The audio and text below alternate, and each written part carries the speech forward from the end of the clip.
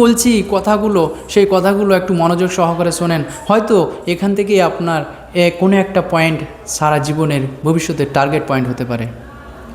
কোনো এক ভাই আমাকে বলেছে, দাদা বাচ্চাদের নিয়ে কোনো একটা বার্তা দিলে আমরা খুব খুশি হব। এখন বর্তমান সময়ে প্রায় 100% গার্জেন কি না গর্ব করে বলতে পারে না যে কি আমি কোনো প্রেশানের মধ্যে নেই। সবচাইতে বড় প্রেশান বা প্রবলেম বা সমস্যা তার বাড়িতে বাচ্চাদের নিয়ে। কি না একটা বাচ্চার বয়স অনুযায়ী ঠিকঠাকভাবে খাবার খেতে চাইছে না, ঠিকঠাকভাবে তার শরীরে পুষ্টি যোগাচ্ছে না,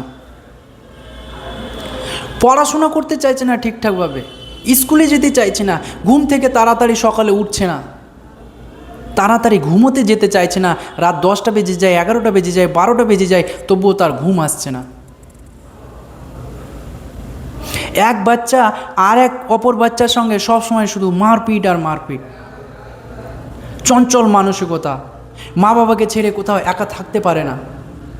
এই যে সমস্ত কারণগুলো বললাম, এর পাশাপাশি আরেকটা এর চাইতে বড় ভাইটাল সমস্যা আছে, যেটা হচ্ছে আপনার মোবাইল। আর মোবাইল শেষ করে দিয়েছে আমাদের বাচ্চাদের।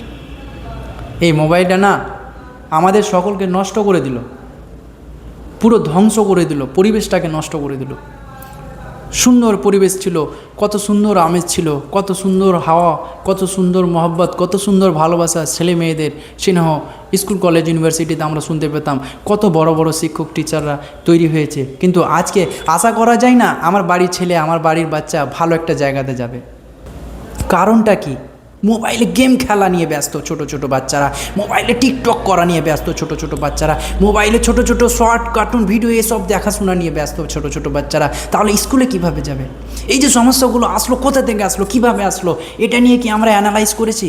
এটা নিয়ে কি কখনো চিন্তাভাবনা করেছি? তাহলে আমরা কেমন গার্জেন? কি করতে চাই আগামী দিনে?